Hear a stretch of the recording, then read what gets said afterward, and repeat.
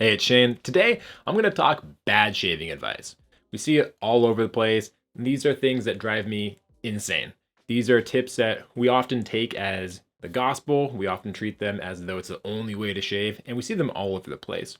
But after 7 years of owning a shaving company, these are the 4 shaving tips that I think are complete bull and make me the most mad.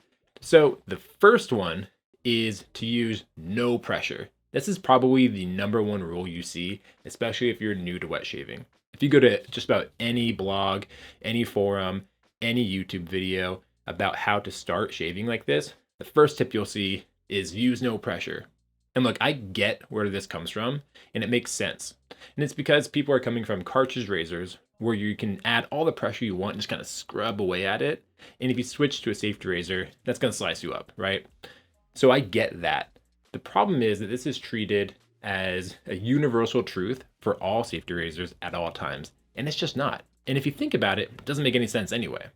Because even if you don't add pressure to a razor, you're still using pressure, right? Like the weight of the razor is pressure. A razor blade needs pressure to cut. Now, whether that pressure comes from gravity or from your own hand, that's where the nuance lies. And a razor that is really light, like aluminum or titanium, or even something like the stainless steel Vector, even though it's stainless steel, is too light to let you shave without any pressure. You have to add pressure, otherwise you're going to get skipping and tugging and pulling.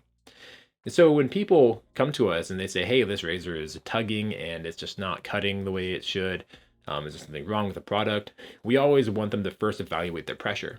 But because we're taught no pressure, no pressure, it feels alien to the people to try to add pressure, and it almost feels like they're doing something wrong when you have to add pressure. The real tip should be add as much pressure as you need to get a good clean shave. If you can get by for a heavy razor with just kind of letting gravity do the work, that's fine. That's great. But if you have a light razor and it's just skipping or tugging, you try that. Add pressure until it works. Don't let these silly rules that sound like universal truths scare you away from experimenting and trying stuff to get a better shave. Adding a little bit of pressure isn't going to immediately, slice off your nose. You're not going to immediately wake up like you got to battle with Freddy Krueger, right? You're going to be fine. Add a little bit of pressure, see how it goes, and if it does well, maybe add a little bit more until it stops being effective. Pressure is just another technique that you can play with. There is no binary rule of no pressure. That's complete bull, and it drives me insane, and also prevents a lot of people from getting really good shaves. So ignore that rule, add a little bit of pressure, and experiment to see what amount of pressure works best for you and the razor you're using. On to the second piece of bad shaving advice. Try a bunch of different blades with your brand new razor. This is an idea that there's some magic combination of blade and razor and your face that's just going to work perfectly. And so when you get a brand new razor, a lot of people will say like, "Oh, we'll get a sample pack, try 10 different blades, one each day, and just see what works best for you." This advice also drives me insane because what it does is it introduces too many variables. When you have a new razor, you want to tackle one thing at a time. It's not that different blades don't impact the shave. They do. And there might be one blade that does work best for you. But the time to try a bunch of different blades is not when you get a brand new razor. That comes down the road. When you first get a razor, what you want to do is figure out the technique with that razor. And so the best way to figure that out is to reduce the variables. That means you want to have one blade, ideally, one soap, one technique. You don't want to be trying a bunch of different stuff. You don't want to try a bunch of different product. What you want to do is narrow it down to the basics so that the only thing that is changing is your technique with the razor. So you want to try a razor with one blade you know and love. Use it for 5, 10 shaves or more until you're getting really, really good shaves. And if you're new to razors, just pick a blade that everyone else likes, like Astra SPs or something like that. Just a good blade. There's dozens of them out there. Just pick one, go to a forum, see something that people like, and pick one. When you're new to a razor or new to shaving, the blade choice will get you from like 99% to 100%, but it's not going to get you from 0 to 99%.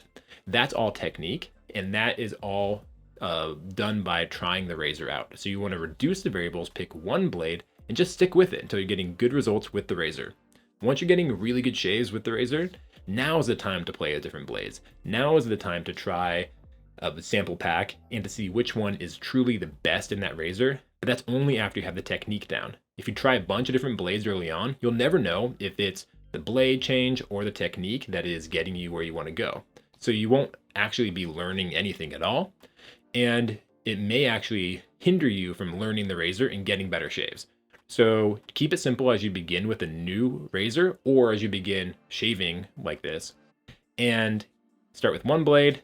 And then over time, as you get comfortable, now's the time to start playing. Now you start experimenting, but never try a bunch of different blades with a brand new razor. Terrible advice. Bad shaving advice number 3. This is that you have to use 3 passes and go against the grain to get a good shave.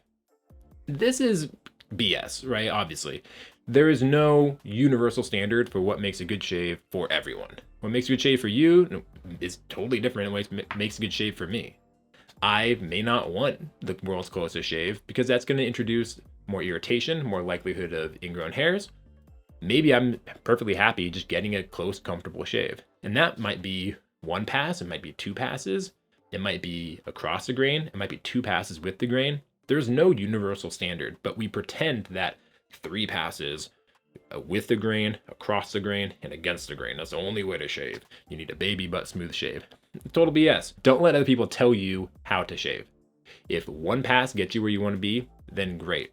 And if you only want to do 1 pass, pick a more efficient razor so that you can get a close, comfortable shave in fewer passes. There is no award for doing the most passes. There's no award for getting the closest, smoothest shave. No one's going to pat you on the back except for yourself. So find an approach that works for you. Find a shaving routine that gives you the results you want. There's always going to be a balancing act between closeness and irritation. The more shaves or more passes you do, and the more blade buffing you do, the more against the grain you do, the more likely you are to get irritation. But you're also going to get a closer shave. So that balancing act is different for every single person. I personally use 2 passes most of the time. I like to go with the grain and across the grain. I don't really like against the grain. I don't find that the extra closeness is worth the trouble and the irritation that I get. And so for me, 2 passes is perfectly fine. I also don't have a boss to impress, so that makes it easy. But if you need the world's closest shave, maybe 3 passes is right for you. Maybe you need 4 passes. I don't know. But there is no universal standard to number of passes, and you shouldn't feel like you're not doing it right if you're only doing 2 passes or even 1 pass. For that matter, you shouldn't feel like you're doing it wrong if you're doing 5 passes. I think that's crazy, and I think that you should try to get a more efficient razor to get out of the bathroom today. But if you just want to stand there all day and shave, then by all means, have fun. 3 passes and against the grain being a golden rule of shaving, it's BS. Bad shaving advice. Okay, bad shaving advice number 4. And this is one that we get a lot. And that is, if you have sensitive skin, you need a super mild razor. And this makes kind of intuitive sense, right? If you feel that your skin is prone to irritation, then you don't want to do things that irritate it. And it sounds like a efficient blade forward razor is going to cause that irritation. That kind of makes sense intuitively. The problem is that in practice, it's kind of the opposite, right? It goes back to the last point we made. If you can get out of there in 1 pass with a more efficient razor, you're going to spend less time with the razor on your skin. Because in reality, razor on your skin, we call it blade time sometimes, is the actual component of irritation. The more time you spend with the blade on your skin, you're just scraping away at your skin, that's obviously going to increase irritation. And so when you use a really mild razor, what happens is you need more passes to get an equivalently close shave, as you would with an efficient razor. And so when you're using a bunch of passes, a bunch of blade buffing against the grain, and you have to do everything you can to get a close shave because the razor is so mild, you're actually spending a lot more time with that blade on your skin. It also gives you less feedback typically because you have less blade feel. So you don't know how much pressure you're applying. You're kind of shaving blind. And this is in part why cartridge razors give people a lot of irritation, because they don't give you any feedback. And because they are so idiot proof that you can add a ton of pressure and just scrub, scrub, scrub, scrub, scrub. And you actually wind up with more irritation because you're spending so much time with your blade on your skin. So a super mild razor may actually be the cause of irritation. And what also happens is you get on this treadmill. If you believe you have sensitive skin, you try a pretty mild razor. and then you take 3 passes, 3.5 passes against a grain, a lot of pressure to try to get a close shave, and then you get your irritation, and so you say, wow, this razor is too aggressive for me. And so we see customers all the time get on this kind of treadmill where they go, wow, I guess I have to go milder. Then they go milder, and guess what? They still get irritation, so they have to go milder. All of a sudden, they're shaving with a butter knife because they don't understand that actually the solution to irritation often is efficiency. And so if you go the other direction, yeah, you have a little bit of blade feel, but that blade feel will actually give you more feedback. So you know what the razor is doing. So you're not shaving blind. So you know where your pressure is, and you can get out of there in fewer passes. 1 pass with a Blackbird is worth, 3 or 4 passes with a mild razor. So yeah, you're going to feel the blade, but your skin isn't going to spend nearly as much time with that blade on your skin. And because you can feel the blade, you can actually evaluate your pressure and adjust it as you go. You can't do that with a really mild razor. So we get customers that will often come in and say, I have sensitive skin. Will this razor work? And we have to kind of overcome their fear of a more blade forward efficient razor. But if we can do that, we find customers all the time find that the solution to irritation is efficiency. So the idea that you have to have a super mild razor if you have sensitive skin, that's bunk, bad shaving advice. And yeah, that's it. That's all I got for today. So those things all drive me insane. I want people to get great shaves. I want people to have a good time shaving. I want people to get products that help them. And I want people to only do things that are going to give them better results. And so when I see this bad advice, it drives me up a wall. So if you see any bad advice out there, leave it in the comments. Let me know some other bad tips that you think are out there. And if you disagree with me, leave that too. I want to read it. This is obviously up for debate. I'm just going off my experience and my personal beliefs, but I've been wrong once before. So drop it in the comments. We can have it out. We can discuss what you think I went wrong. And if you have other bad bits of shaving advice, leave those below too, or you can send them to us in an email, support@blackflintrazors.com. This was a fun one, and let us know if you like this kind of video, this kind of, this kind of hot take video, I guess. And I'll try to make more of them in the future. I find they're pretty fun.